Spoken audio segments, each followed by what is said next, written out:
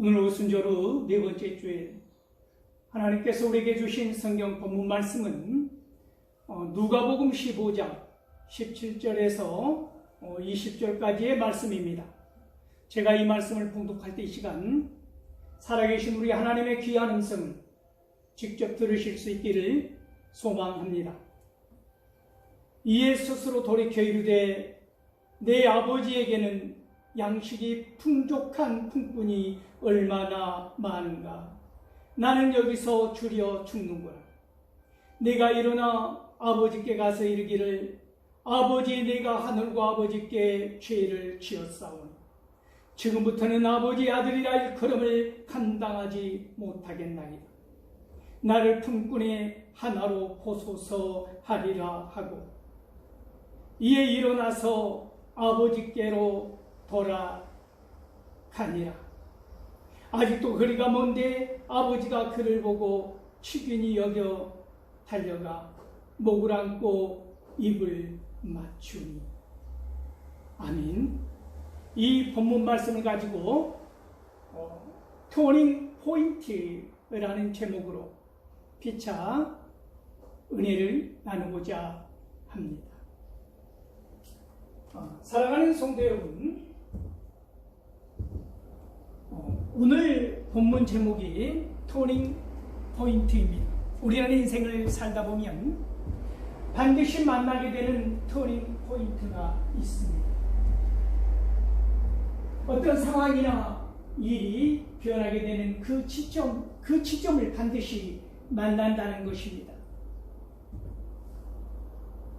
오목에서 벌록으로 넘어가는 그 지점이 있다는 말입니다. 또한 오목에서 벌록으로 뿐만이 아니라 벌록에서 오목으로 넘어가는 그 지점, 변하는 그 지점이 변곡점이라고 하는 것이지요. 사랑하는 성도 여러분, 오늘 본문 말씀은 예수님께서 세 가지의 비유를 연달아서 말씀하시는 것의 결정판입니다. 무슨 말씀입니까? 이른 양을 찾는 목자의 비유를 하셨습니다. 그런 다음에 이르는 전 드라크마를 찾은 여인의 비유를 하시고 난 다음에 오늘 말씀을 하셨다는 것입니다. 누가복음 15장 11절에서 32절 말씀에 걸쳐서 무슨 말씀을 하신 것입니까? 이른 아들을 찾은 아버지에 대한 비유다는 것입니다. 그러면 사랑하는 성도 여러분, 여기에서 예수님께서는 이 비유를 연달아 왜 세 번이나 하시느냐는 것입니다. 예수님께서 이 비유를 하시게 된 배경, 하시게 된 이유를 먼저 알아야 한다는 것이지요. 죄인들과 세리들이 예수님께 가까이 나와와서 말씀을 듣기를 원한다고 하는 것이지요. 그런데 그때 바리새인과 서기관들이 그런 장면을 보고 예수님께서 죄인들과 어울리고 말씀을 나누고 식사를 같이 하는 모습을 보면서 비난하는 모습입니다. 저가 죄인들과 함께 먹고 함께 한다는 것이지요. 죄인이라는 것이지요. 이 누가복음 15장 1절과 2절 말씀에서 이 바리새인들과 서기관들을 그 마음의 신중을, 그들의 태도를 아신 주님께서 이 비유를 연달아 하셨다는 것입니다. 자, 사랑하는 성도 여러분, 한 아들이 아버지에게서 떠나갑니다. 그리고 한 아들은 아버지에게서 남아 있다고 하는 것입니다. 상반된 두 아들을 비유하면서 예수님께서는 궁극적으로 무슨 이야기를 하시는가에 대해서 오늘 한번 우리가 잘 아는 이야기지만 우리가 관점을 바꾸어서 한번 접근해 보고자 하는 것입니다. 사랑하는 성도 여러분, 에스겔서 33장 11절에 보면 에스겔 선지자는 아주 중요한 말씀을 우리에게 들려주는데 무슨 말씀입니까? 이스라엘아 돌이키라는 것입니다. 돌이키라. 나는 악인들이 죽는 것을 기뻐하지 않는다. 내가 진정으로 기뻐하는 것은 그들이 돌이켜서 생명의 길로, 의의 길로, 악인이 돌이켜서 의인의 길로, 생명의 길로 들어가는 것이다. 이스라엘아 돌이키라, 돌이키라. 이 말씀을 거듭거듭 한다고 하는 것입니다. 하나님의 뜻이 무엇인가에 대해서 알려주고 있다고 하는 것이지요. 회개하는 자에게, 돌아오는 자에게 하나님의 성령을 부어주시고 말씀을 주신다고 하는 이 약속의 말씀을 또한 잠언 1장 23절에서 하시고 있다는 것입니다. 사랑하는 성도 여러분, 오늘 이 본문 말씀은 17절에서 20절까지 끊어졌지만 1절에서 32절까지를 아우르게 될 것입니다. 한 아들이 아버지의 재산 중에서 나의 분깃을 달라는 것입니다. 한 아들은, 맏아들은 그 장면을 지켜보고 있습니다.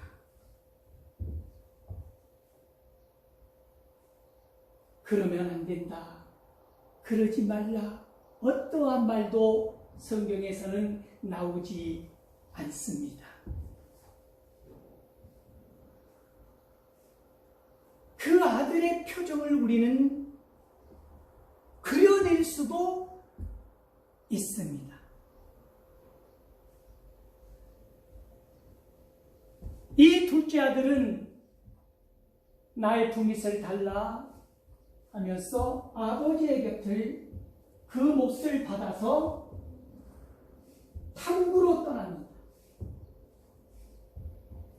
이 맏아들은 아버지 곁에서 아버지가 하라는 시키는 일을 묵묵히 수행합니다.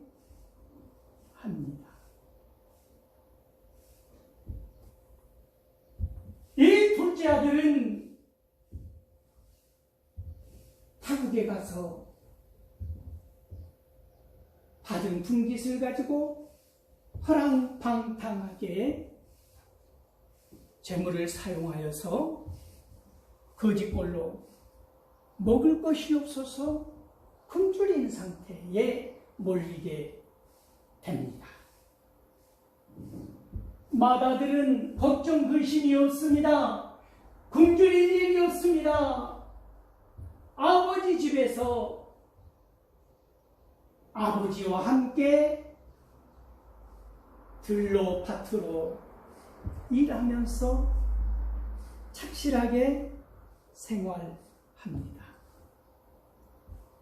아버지 먼 곳을 떠나갔던 이 둘째 아들은 혹독한 시련을 당합니다. 물질이 지켜줄 줄 알았습니다.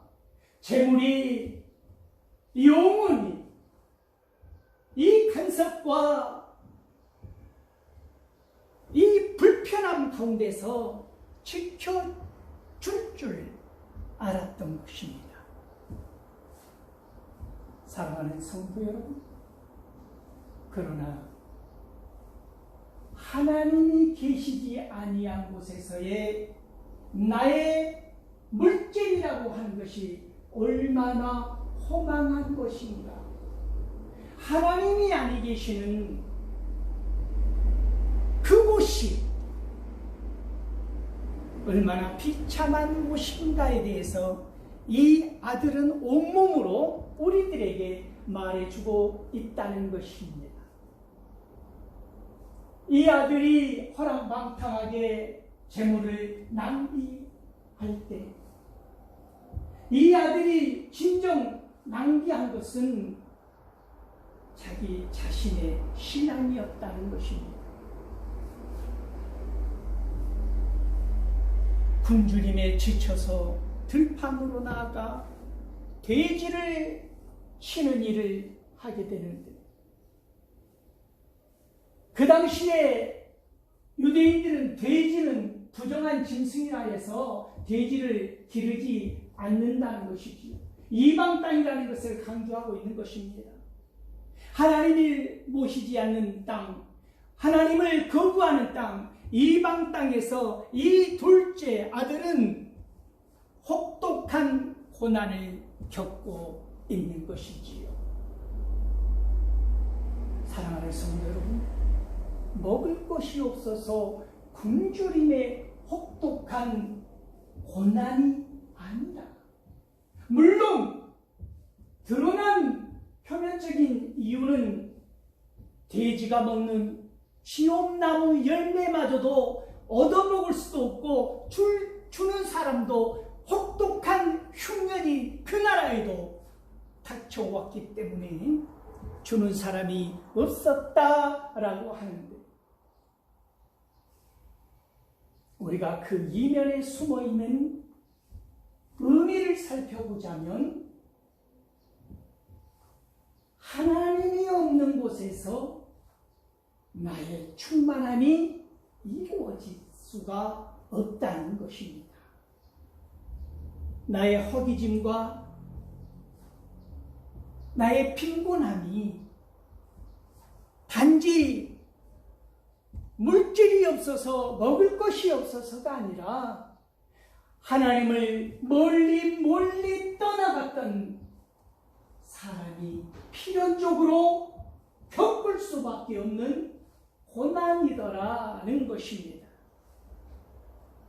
한없이 오목의 땅끝을 향하여 추락해가는, 한없이 추락해가는 이 사람에게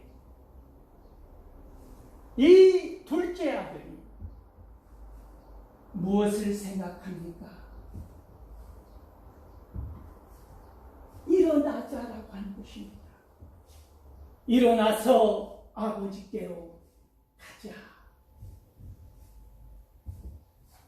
아나스타스라고 하는 이 일어나자라고 하는 이 헬라어 아나스타스, 히브리어는 쿰이라는 단어인데, 이 일어나자라고 하는 아나스타스라는 이 단어는 창세기 35장 1절에 보면 야곱이 베델로 올라가야 하는데 세겜 땅에서 너무나 오랫동안 머물러 있게 되는 것입니다. 너무나 오랫동안 머물러 있음으로 인하여 야곱이 당한 고통은 이루 말할 수가 없는 고통을 당하게 되는데, 그 사랑하는 딸 디나가 험악한 꼴을 당하지 않았습니까? 그때 여호와 하나님께서 야곱에게 말씀하십니다. 너는 일어나 베델로 올라가라. 여기에서 일어나라라고 하는 이 단어가 오늘 본문에서 나오는 일어나 이 둘째 아들이 다짐하고 결단하는 단어와 같은 단어라는 것입니다. 쿰. 룻기 1장 6절에서 보면 나오미가 이방 땅에서 모압 땅에서 남편도 잃고 두 아들도 잃어버리지 않습니까? 그때 이 나오미의 절망이, 고통이 얼마나 했냐면, 나를 나오미라 부르지 말라. 나는 마라다. 쓰고 괴로웁니다. 나는 희락인 나오미가 아니다. 이렇게 이름까지 받고 부를 정도로 몸부림쳤던 이 나오미가 일어나 어디로 향하는 것입니까? 하나님의 땅 유대로 일어나 향하여 갈 때, 이때 나오미에게 쓰여진 사용된 단어가 쿰이라는 것입니다. 오늘 본문 일어나서 아버지께로 가자라고 다짐했던 둘째 아들의 그 마음의 단어인 것이지요.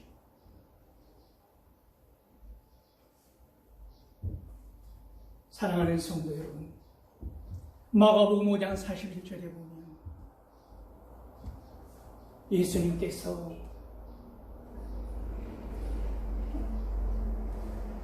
백부장의 딸을, 죽은 딸을 소생시키는 장면이 있지 않습니까? 두 손을 잡고 달리다 쿵 하잖아요. 번역하면 소녀야 일어나라. 오늘 저와 여러분이 죽은 듯이, 아니면 오목의 끝 한없이 밑으로 추락하는 상황에, 형편의 처지에 있다 할지라도 오늘 우리의 손을 붙잡고 달리다 쿵 하시는 주님을 만나볼 수 있기를 소망합니다. 이 둘째 아들은 다짐합니다. 일어나 가자. 내 아버지께는 추리지 않는 품꾼들이 많지 않느냐. 그 중에 하나로 여김받아도 나는 만족하다. 내가 하늘과 아버지께로 죄를 지었다. 나는 아버지로서 아버지로부터 아들의 대우를 받을 자격이 없다. 그러므로 품꾼의 한 사람으로 여겨달라고 해야겠다. 이 세 가지 결심을 한 다음에 아버지를 향하여 걸어 다닌다고 하는 것입니다. 사랑하는 성도 여러분, 한없이 오목의 끝을 향하여 추락할 수밖에 없었던 이 둘째 아들이 일어나 아버지께로 가고자 했던 그 마음과 동시에 상승 곡선을 그리기 시작하는 것입니다.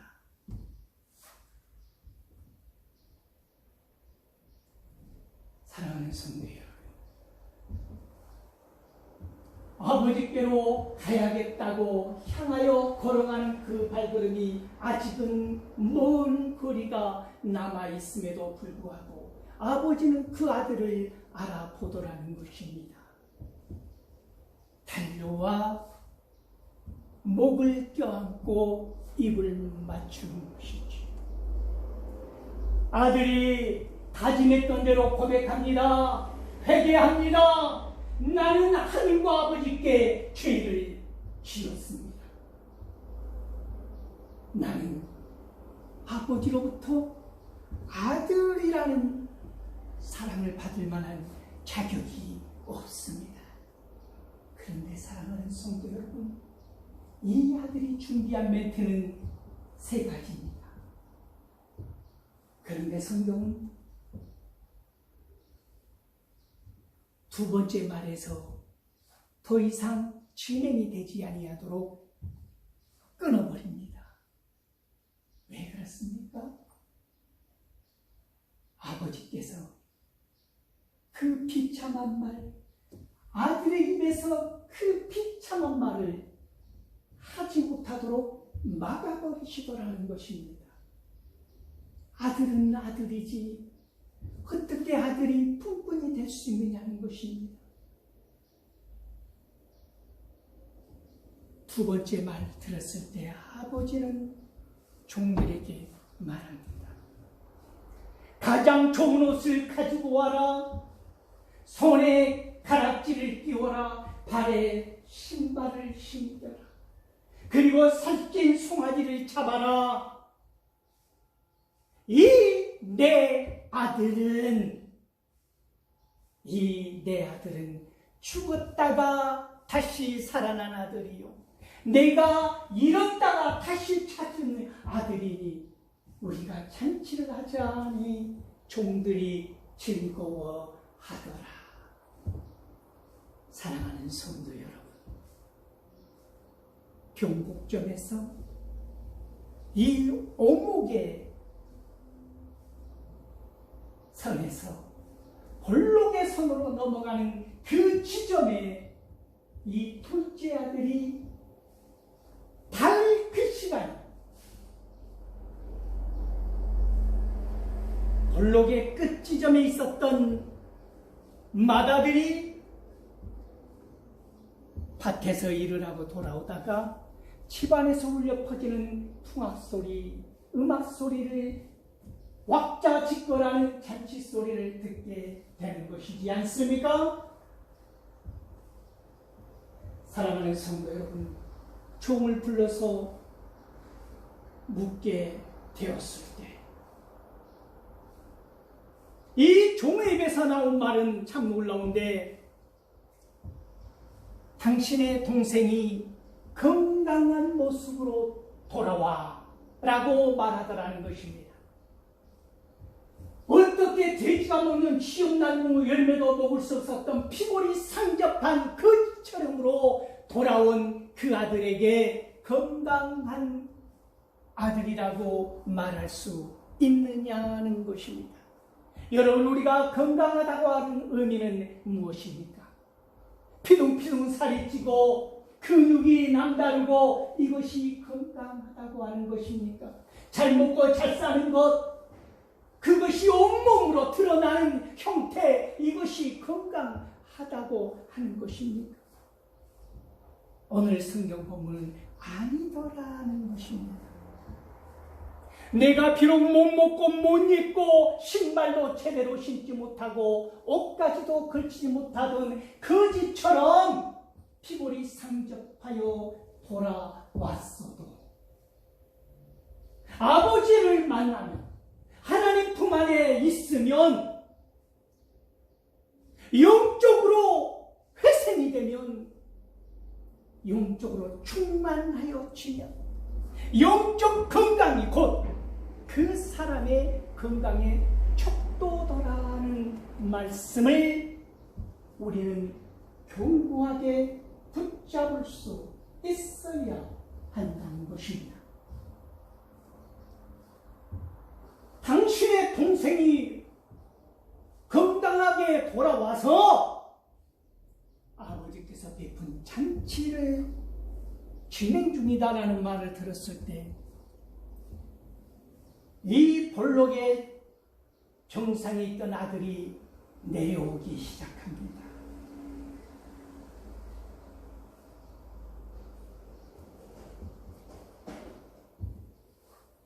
그것을 보고 분노하기 시작합니다. 분노할 뿐만이 아니라 노를 발할 뿐만이 아니라 나는 그곳에 들어가지 않겠다고 경곡점 그 지점을 당도하고 마는 것 아닙니까? 나는 들어가지 않겠다. 어디에요? 아버지가 베푼 잔치에. 어디에요? 그 천국에. 어디에요? 죄인들이 회개하고 돌아오면 하나님의 자녀가 되는, 함께 어우러서 사는 하나님의 나라, 주님의 보혈의 피로 죽을 수밖에 없다는 죄인들이 하나님의 자녀로 예수 그리스도로 옷 입고 새 사람이 된 그곳에 나는 가지 않겠다라고 하는 그 경곡정, 그 아래로 추락해 가더라는 것입니다. 사랑하는 성도 여러분, 이 아버지에게는 두 아들이 있는 것입니다. 맏아들과 둘째 아들.